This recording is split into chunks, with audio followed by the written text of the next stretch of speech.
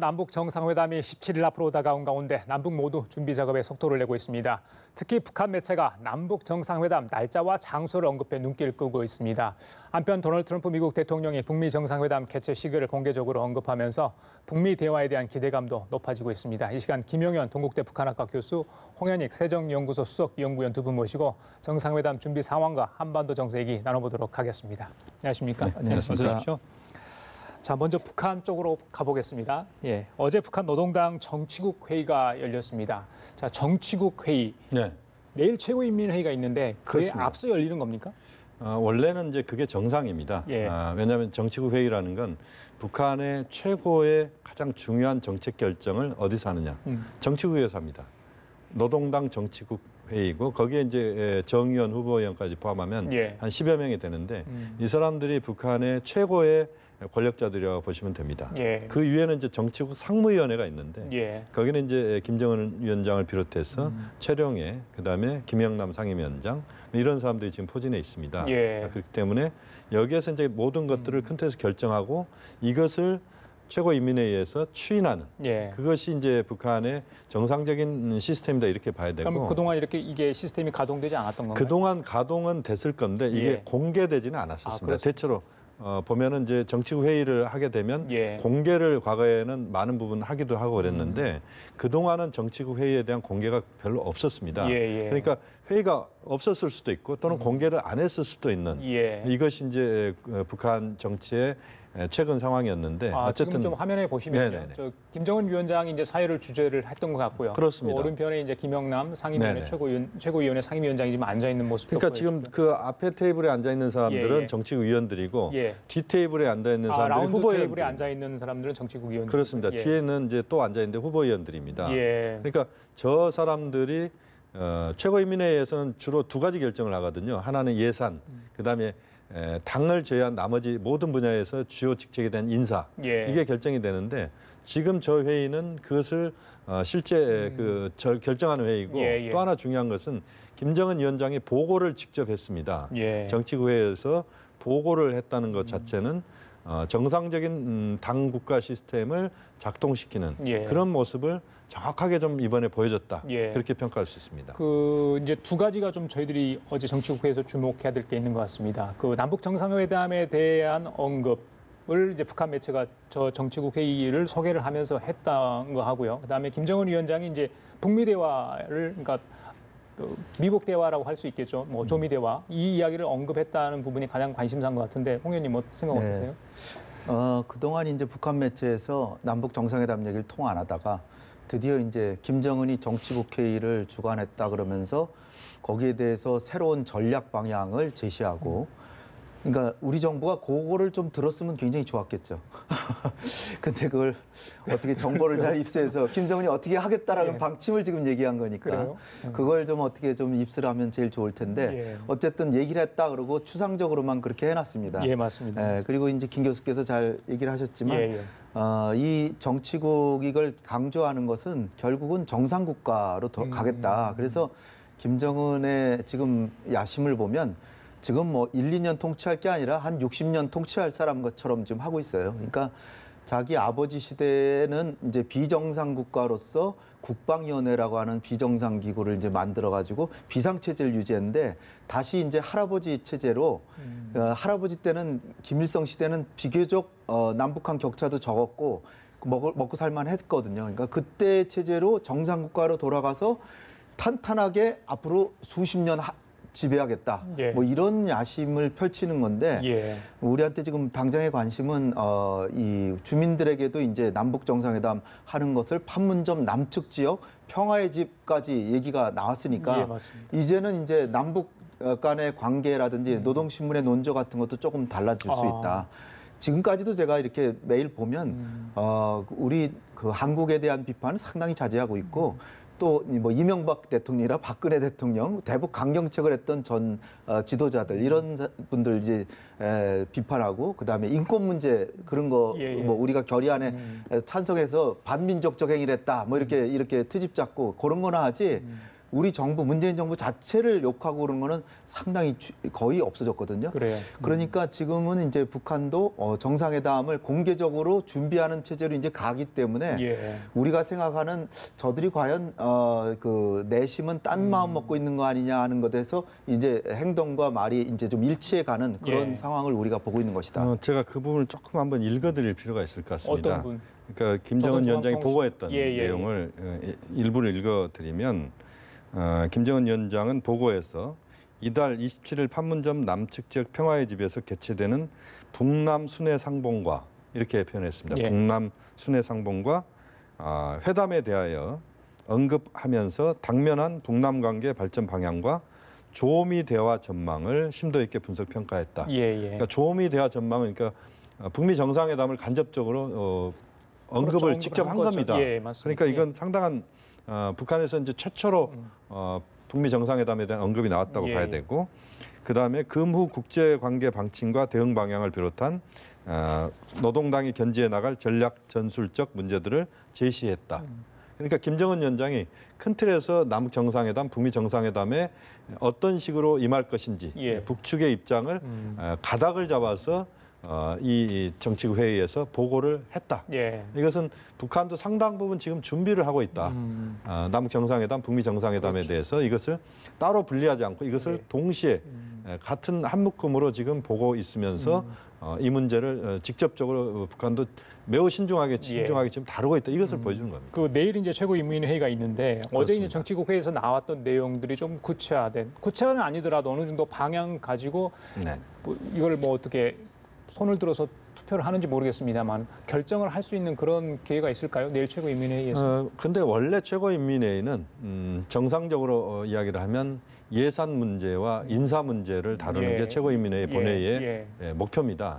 그리고 1년에 한 번에서 2번 정도 열리는데 우선 이제 예산이 다뤄지고 그다음에 이제 인사, 노동당 인사를 제외한 나머지 모든 국가의 주요 직책들에 대한 인사가 이루어지는데 우리가 주목해야 될 건 이제 이 인사에서 대미 라인 또는 대남 라인들의 혹시 변동이 있는 것인지 예. 또 김정은 체제가 지금 새롭게 자신의 체제로 지금 탈바꿈을 지금 하고 있다 이렇게 봐야 되거든요. 특히 남북 정상회담, 북미 정상회담을 거치면서 북한 내부적으로도 상당한 그 세대 교체의 흐름들을 실질적으로 보여줄 것인지. 예. 그다음에 말씀하신 것처럼 남북 정상회담, 북미 정상회담에 대한 북한 내부에서 어느 정도 어떤 방향으로 갈 것이다라고 하는 또는 내부의 어떤 결속을 다지는 그런 차원에서의 어떤 새로운 다짐을 하는 그런 내용들이 혹시 다뤄질 것인지 이 부분은 이제 가능성을 열어두고 있습니다만 이제 그런 측면을 우리가 주목해서 봐야 될 것 그 같습니다. 2012년에 최고인민회의에서는 헌법소원의 핵 보유국을 명시했고요. 2013년에서는 이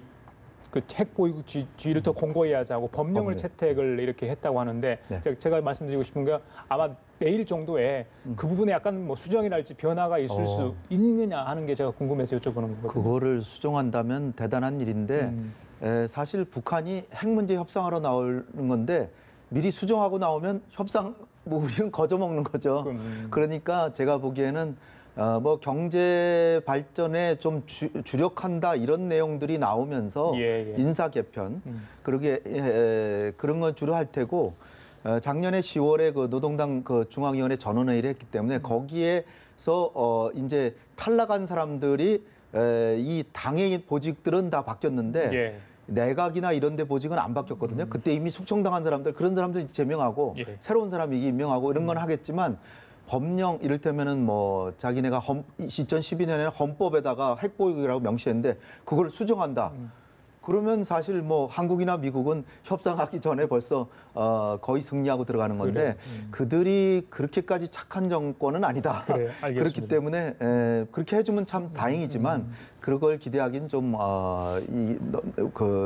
지금 기대가 되지 않는다. 뭐 예전처럼 예산과 인사 정도 그렇게 예상을 좀 해보도록 그러니까 하겠습니다. 사실 최고인민회의는 입법기관이니까 법령 만들고 입법하는 거예요. 입법하는 게 우리나라 국회랑 비슷한 건데 거수기 역할을 하니까 사실상 유명무실이지만 그러니까 이제 입법행위라는 것이 본래 소명이기 때문에 그렇게 해주면 참 좋죠. 근데 알겠습니다. 그거보다는 경제 부분을 집중적으로 발전시키는 구상을 내놓더라도 우리가 짐작할 수 있다. 핵과 경제 병진 노선이란 말을 일체 안 하고 경제 발전에만 계속 얘기를 하면 저 사람들이 이제는 핵을 어느 정도는 좀 접고 경제 쪽으로 가려는구나. 그걸 알 수 그렇게 있는 것만 해도 확대 해석할 수도 다행이라는 있다. 거죠. 예, 알겠습니다. 저기 김 교수님, 15일이 이제 김일성 주석의 생일 태양절 아니겠습니까? 네네네. 작년 같은 경우는 이제 꺾어진 해였기 때문에 대규모 열병식도 했는데 올해는 또 남북 정상회담을 앞두고 있는 상황이어서 네. 자, 어떤 식으로 뭐 그러니까 그런 행사는 아니더라도 네네. 뭐좀 있을까요? 어떻게 보세요? 아마 이제 이번 그 태양절은 북한에서는 의미는 상당히 이제 부여하면서 겉으로 드러난 그런 자기 과시 또는 열병식이나 이런 부분들은 최대한 자제하거나 또는 축소할 가능성이 높다고 봅니다. 지금 이제 남측에서도 지금 한미 군사훈련이 진행되고 있지만 우리 국민들은 지금 한미 훈련이 진행되고 있는지도 지금 모를 정도로 그렇죠. 굉장히 조용히 지금 지나가고 있습니다. 이것은 현재 남북 관계 또 북미 정상회담까지 고려한 한미 당국의 지금 상당히 심려 깊은 조치다 이렇게 예. 봐야 되거든요. 예. 저는 북한도 이 부분은 호응을 해야 된다고 봅니다. 또 아마 호응할 거라고 보고요. 예. 그렇게 보면 아마 이제 보통 15일 날 전날 정도에 이제 금수산 궁전 북한에서 이제 김일성, 김정일 두 사람이 이제 안치돼 있는 곳인데 예. 거기에 이제 아마 김정은 위원장이 전날 밤늦게 그 참배를 하는 그것은 이제 전통적으로 그래왔고요. 그렇죠. 예. 또 거기에 이제 김여정 또는 이설주 이런 사람들이 함께 가기도 했었고 또 안 가는 경우도 있었습니다. 그런 행사는 당연히 있을 거고 그래요. 4월 15일 날 또 김일성 주석의 동상이 북한 전역에 지금 산재해 있는데 거기에 이제 예를 들어서 만수대 의사당 앞이랄지 또 이런 데에 북한 주민들이 참배하는 거. 또 4월 15일이 어쨌든 북한으로서는 축제입니다. 그 최대 명절이죠. 그렇습니다. 예, 그렇기 예. 때문에 이제 불꽃놀이나 이런 것들을 통해서 내부적으로 이제 자축하는 그런 분위기. 그렇지만 아마 미국이나 한국을 자극하는 국제사회를 자극하는 그런 군사 퍼레이드랄지 이런 부분들은 최소화하거나 아마 안 할 가능성이 높다. 알겠습니다. 그렇게 볼 수 있을 예. 것 같습니다. 자, 이번에는 북미 정상회담 얘기 좀 하겠습니다. 마침 북한과 미국이 글쎄 조율이 됐을까요? 거의 비슷한 시기에 이제 미국 트럼프 대통령이 강요회의에서 다음 달 그리고 6월 초에 북미 정상회담을 하겠다 이런 접촉 사실을 하기 위한 어떤 접촉도 이야기를 언급했고 시기도 언급을 했습니다.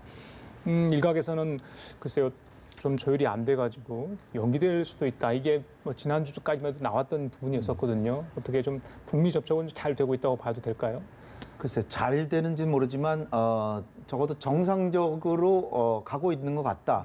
왜냐하면은 5월 달에 정상회담 하겠다고 트럼프 대통령이 선뜻 그냥 받아놓고 북한에서는 아무 말이 없고 미국에서도 뭐 물밑 접촉이라도 한다는 얘기 자체도 없었는데 이제 미국의 대통령 입을 통해서 물밑 접촉을 하고 있고 북한의 그 비핵화에 대한 그 성의 표시를 성의 표시가 어느 정도 있다. 왜냐하면 지금까지는 정의용 실장한테 들은 게 다거든요. 그러니까 북한으로부터 직접 얘기를 들어야 될 거 아니에요. 근데 직접 들었다. 그리고 근데 그것이 뭐 대단한 건 아니고요. 비핵화 할 수도 있다는 얘기를 들었다. 그리고 정상회담을 한다. 그리고 5월 말 또는 6월 초다. 그러니까 늦어져 봐야 한 열흘 보름 이내지 하긴 분명히 한다는 걸 대통령 입으로 확인했다는 게 중요하고요. 예. 그래서 이제 한간에 있었던 뭐 연기론, 지금 뭐 서두를 필요 없다, 뭐 가을에도 늦지 않다, 뭐 이런 얘기들 이거는 좀 잠재울 수 있고 예. 우리 정부 입장에서도 우리는 이제 미국하고 북한하고 이게 과연 이거 심도 깊은 대화가 돼야 뭔가 가시적인 비핵화 진전이 있는데 예. 이게 전혀 대화가 없다 그러면 우리가 그냥 계속 주선해줘야 되는 부담이 있잖아요. 근데 미국 대통령이 직접 이 어느 정도의 성과가 있다는 식으로 얘기를 했기 때문에 이제는 우리 정부가 좀 한숨 놓고 남북 정상회담에 집중할 수 있는 여력이 생겼다. 이런 게 이제 큰 의미가 되는 거고요. 그러나 이제 미국에서 이런 얘기까지 나오는데도 상당히 경계론들이 많이 나오는 것이 미국이 지금 하는 것은 비핵화 조건부 비핵화 의지만 밝혔을 뿐이지 실제로 이 핵을 중단시키지도 프로그램 중단도 안 했고 지금 실험만 안 하고 있는 것이니까 아직 갈 길이 멀다. 따라서 지금 여기서 뭔가 큰 기대를 하는 것은 조급하다. 이런 얘기들이 지금 많이 나오고 있습니다. 그래요. 김 교수께서는 이게 남북 정상회담 얘기 좀 여쭤볼게요. 그 이번 주에 이제 추가 실무회담이 있을 것으로 보입니다. 네. 날짜는 아직 안 잡힌 것 같고요. 근데 전명구 통일부 장관이 이제 어제 이런 얘기를 했습니다. 이제 18일 날 고위급 또 회담이 맞습니다. 있잖아요. 예, 예. 그때 아마 의제가 나올지 모르겠어요. 그리고 다른 세부적인 항목도 어느 정도 정해질지 모르겠습니다만 네. 일단 일주일 전부터는 현장 체조로 갈 것이다 이런 예, 예. 이야기를 했는데 예. 지금 시간 그 스케줄 캘린더가 네. 청와대도 가지고 지금 움직이는 거 아니겠습니까? 그렇습니다. 준비하는데 충분할까요? 시간적으로 문제 없을까요? 지금 이제 보면은 27일을 역순으로 치면 오늘이 지금 10일이죠. 그러니까 17일 남은 거죠. 4월 한 6일 정도부터 평화의 집 공사를 내부 공사에 들어간 걸로 알고 있습니다. 그러니까 평화의 집에 시설이 좀 오래돼 가지고 그동안 별로 쓰질 않았기 때문에 뭐 9년 동안 뭐 거의 평화의 집은 거의 뭐 방치됐다 이렇게 봐야 되거든요. 예. 이명박 박근혜 정부 동안 뭐 거의 방치됐다고 봐야 되면 그걸 지금 이제 새롭게 지금 보수하고 뭐 이런 과정들이 지금 진행되고 있고요. 예. 또 우리 준비위원단이 그 지난번에 가서 전체적으로 한번 상황을 체크를 했고 오늘도 지금 이제 홍보 파트 그러니까 이제 외신 또는 뭐 기자들 예, 예. 뭐 이런 담당 또 뭐 카메라 각도까지 다 이렇게 계산을 해야 되는 모양입니다. 그래서 김의겸 대변인 또 윤영찬 국민소통 수석 같이 오늘 가서 지금 쭉 점검을 하고 있는 현장 점검 중 그렇습니다. 오늘 예. 이제 점검을 하고 있고 또 지금 이제 실무 접촉이나 실무 회담이 공식적으로 좀 이루어지지 않고 있다고 해서 지금 멈춰 있는 게 아니고 물밑에서는 지금 굉장히 많은 수준에서 많은 그 대화가 진행됩니다. 여러 방식으로 예. 이루어지고 있다. 문서를 통해서건 예, 어떤 예. 식으로든 또 지금 또 18일 날 고위급 회담이 있습니다만 의제와 관련된 부분에서도 많은 부분 남북이 지금 이야기를 하고 있을 것이고 북미 정상회담도 역시 마찬가지입니다. 지금 우리에게 지금 겉으로 보이지 않아서 그렇지 내부적으로는 상당 부분 북미 예. 간에 많은 그 통로를 통해서 대화가 이루어지고 있는 예. 뭐 그런 과정이다. 다만 지금 그것을 공개할 때 여러 가지 문제들이 발생할 수 있기 때문에 예, 예. 공개는 최대한 억제하면서 지금 가고 있다 이렇게 봐야 될 것 같습니다. 알겠습니다. 자, 홍 의원님께 이 질문 마지막으로 오늘 좀 대답을 마치겠습니다. 그 지난번에 이제 남측예술단이 북한 가서 평양 공연을 하지 않습니까? 네. 공연 실황 중계는 이제 북한에서 하지 않았어요. 네. 조선중앙TV에서 짧게 이제 편집해서 보도를 했죠. 네. 또 일부는 묵음 처리하고요.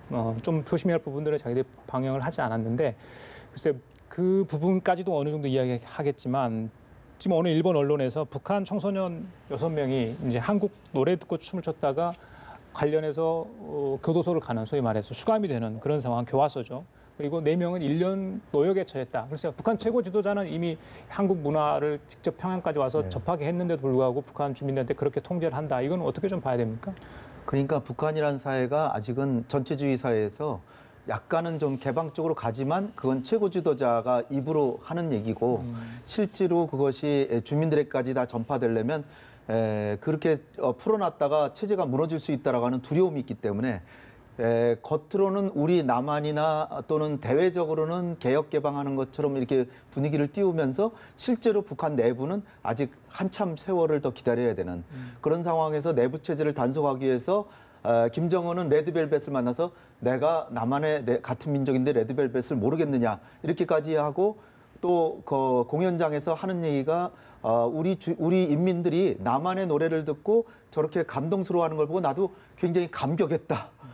그 얘기는 누구나 남한 노래 듣고 좋아해도 된다는 얘기로 저는 이렇게 보는데 네. 실제로 이 지방에서는 아직도 체제 유지를 위해서 사람들을 이 남한의 노래를 듣고 특히 이 사람들 이렇게 국가 반역죄, 국가 음모죄, 반국가 음모죄로 교화소로 보내고 1년 징역을 보냈다는데 그 이유는 USB를 복사해서 팔려고 했다는 거예요. 자기만 들었으면 이렇게까지 처벌 안 했을 수 있는데 복사해서 팔려고 하니까 이건 대량 유통죄, 마약 같은 것도 자기만 흡입하는 것보다 다른 사람한테 유통시키면 더 벌이 엄하잖아요. 마찬가지로 그런 차원이라고 보여지고요.